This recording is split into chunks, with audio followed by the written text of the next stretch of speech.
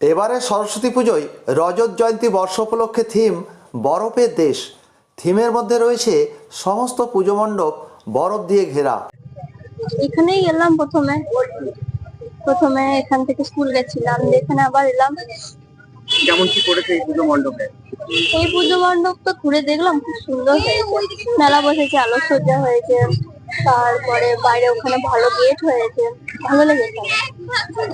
কুকুর চালিত স্লেজ গাড়ি, ইগলু, বরফের এলাকার ভাল্লুক, পাহাড়ি কুকুর, শিয়াল সহ বিভিন্ন জীবজন্তু। খুব সুন্দর হয়েছে, অসাধারণ। অন্যান্য বছর আসা হয় এখানে? হ্যাঁ, প্রত্যেক বছরই আসা হয়। কেমন পড়ে এখানে? খুবই সুন্দর থিম হয় এখানে, ঠাকুরটার প্রতিমাটাও খুব সুন্দর হয়। ভিড় কেমন আছে আজকে? ভিড় তো ভালোই আছে আজকে। স্কুলে আজকে সরস্বতী পুজো, সবাই এসেছে। আয়োজনে কোটাসুর মদনেশ্বর শিব মন্দির। পুজোর প্রধান দায়িত্বে ছিলেন মৈনাক মণ্ডল, সুকান্ত রায়, যতীন ঘোষ। খুব সুন্দর দেখতে হয়েছে, প্রত্যেক বছর নতুন নতুন থিম দেখতে পাই, দারুণ। অন্যান্য বছর যেমন আগের বছর বাদাম দিয়ে কিছু গলায় টলায় দিয়ে সব করা হয়েছিল, অনেক বড় মূর্তি ছিল, দারুণ লাগছিল দেখতে। এবছরও দারুণ লাগছে। এবছর অনেক কি বলবো আমি, অনেক ভিড় হয়েছে। এখন আস্তে আস্তে বাড়বে যত বেলা হবে, এখন তো অল্প রয়েছে বেলা হচ্ছে। এখানে থিমের পাশাপাশি থিমের পাশাপাশি একটা ছোট মেলা দেখতে পাচ্ছি আমরা। এখানে আরো সব অনুষ্ঠান রয়েছে শুনলাম, এবারে সেটা পরে হবে, আজকে না। আলোকসজ্জার কি ব্যবস্থা আছে? হ্যাঁ, আলোকসজ্জার ব্যবস্থা দেখছি। কি নাম তোমার? আমার নাম পুষ্পিতা ব্যানার্জি। থিম ভাবনা ও উপদেষ্টা মণ্ডলী হিসাবে পরেশ ভান্ডারী। এই মণ্ডপেই ফুটে উঠেছে কুমোরপাড়ার গরুর গাড়ির থিম। প্রত্যেক বছরের ন্যায় এবছরও বিগত 25 বছর ধরে সোনালী সঙ্গে বিভিন্ন থিম তুলে ধরা হয়। এবছরও তার মধ্যে ইগলু বা বরফের দেশের থিম তুলে ধরা হয়েছে।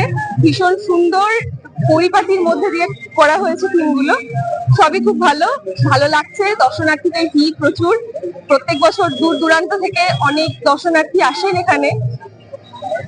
এবছরেও সেরকম একই রকম ভিড় দেখা যাচ্ছে। বিগত কয়েক বছর ধরে যেমন ভিড়, আশা রাখি বাকি বছরগুলোতে সেরকম ভিড় হবে। বাদাম দিয়ে 13 ফুটের সরস্বতী মূর্তি, পাটকাঠি দিয়ে আস্ত রেলগাড়ি সহ রেল স্টেশন, বিয়ের আদলে পুজো মণ্ডপ প্রভৃতি। তবে কি থিম আপনাদের এবছর? এবছর আমাদের থিম হচ্ছে শীতের দেশ, বরফের দেশ, শীতের দেশ আমাদের সরস্বতী পুজোর থিম। কেন এরকম ধরনের চিন্তা ভাবনা কেন?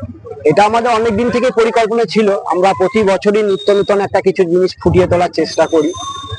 এবছরে বীরভূম পশ্চিমবঙ্গের মধ্যে দ্বিতীয় শীতলতম জেলা হিসেবে পরিগণিত হয়, তাই আমরা ডিসিশন নিই এই থিমটা এবছরই আমরা করব। আমাদের 25 বছর এটা রজত জয়ন্তী বর্ষ, তাই আমরা এই থিমটাকেই বেছে নিই।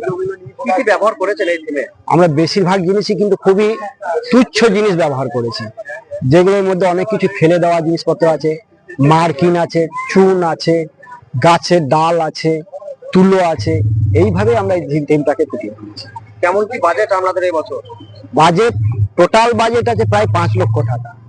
শুধু এই পুজোর থিম না, এর সঙ্গে আরো অনেক রকম প্রোগ্রাম আছে। আমাদের পুরুলিয়া থেকে বিসর্জনে আসছে ছৌ নাচ, আমাদের লোকাল বীরভূমের আদিবাসী নৃত্য আছে, মেলা আছে, প্রায় 1000-3 লোকে বিসর্জনে খিচুড়ি খাওয়ানো আছে, আতশবাজি আছে, বাউল গানের অনুষ্ঠান আছে, রক্তদান শিবির আছে।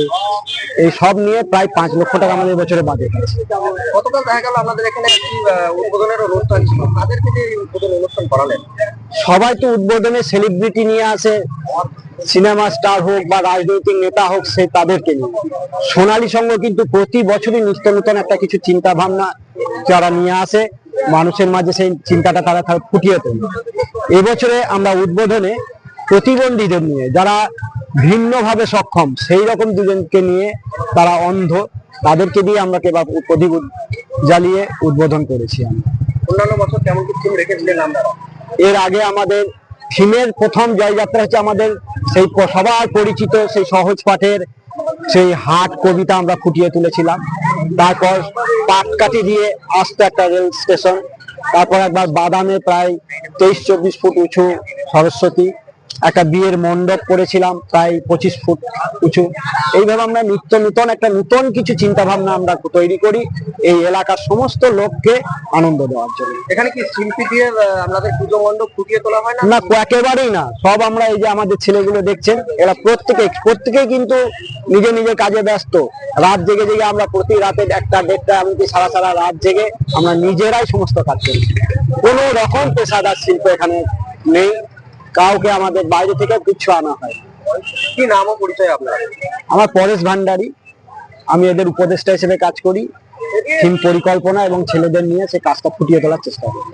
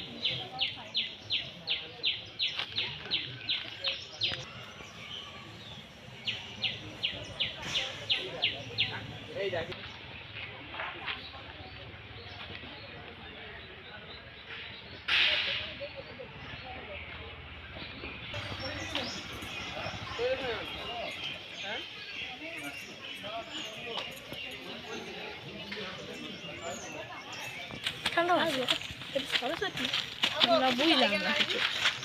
চুল বাঁধি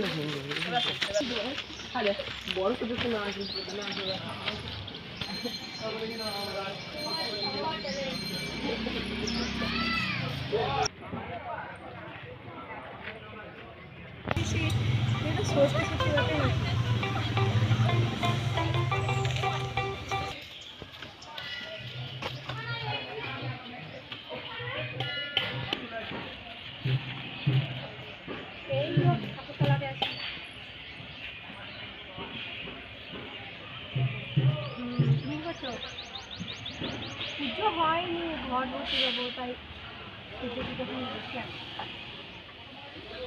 ঠিক করে না।